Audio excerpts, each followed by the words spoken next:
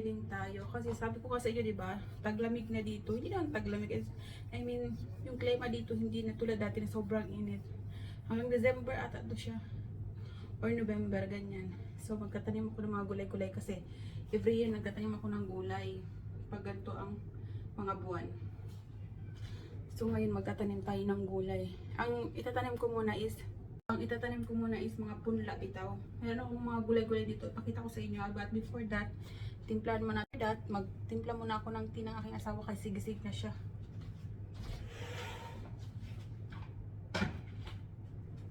Mayroon, ipakita ko sa inyo yung mga punla. Wow, wait lang. Timplahan ko muna dito kasi gising na. Maingay dun sa labas.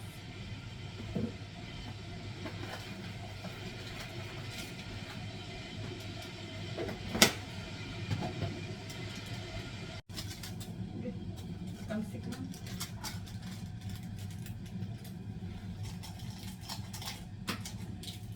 Pag Saturday, late na talaga yun sila nagigising. Ano na dito, oh. Alas 12 na. Nakapagluto naman ako. So, bukas may off ako. Diba? Sure, may off ako. Hindi niya talaga, isang linggo kasi talaga binibigyan ako niya ng pahinga. Kasi yun ang pinakang-rest ko. Sabi ng asawa ko, magpahinga kasi isang linggo isang beses. Kasi Monday to Friday, grabe talaga yun. Ang routine ko araw-araw. Pero okay lang. Masaya naman ako sa ganun. Siyempre housewife na, diba? Ito ko sa inyo yung aking indoor plant, o diba?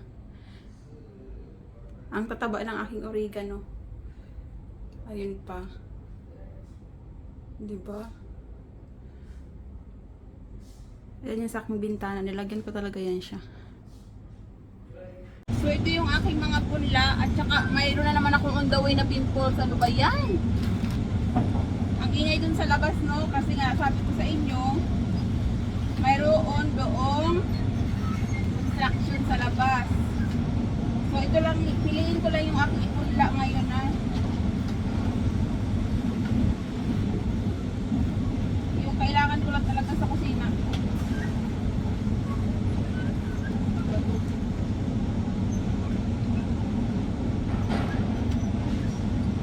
Meron ako dito mga halaman last year pa to siya. Kasi last year, nag-planting din ako last year.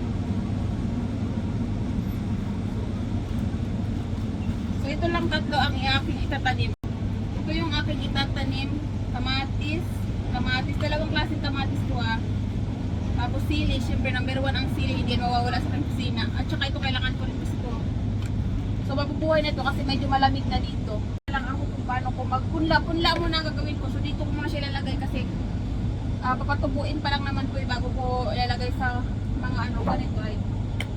Magpapabili ulit ako sa asawa ko ng ganito or kaya may mga balde ako doon ko na lang ilagay. Ganito ang gagawin ko. Ano ko dito muna. Impulse ko naman noong undawin na naman. Hindi pa nga. Kaka-recover lang nung isa. Talaga namang kung gusto ako ng mga tagyawat ko.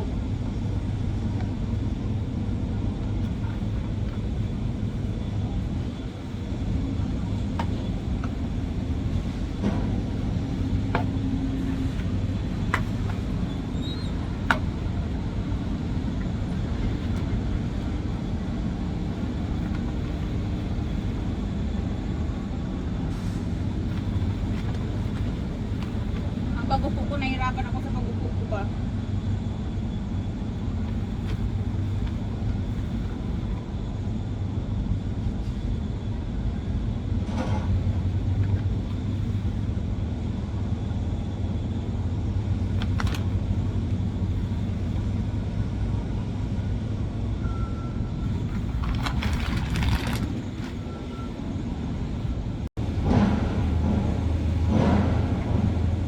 Gagawin ko ba? Kasi ipupunla ko muna siya dito. Mga ilang piraso lang yung tatanim ko kasi nga kunti lang yung space ko dito ba.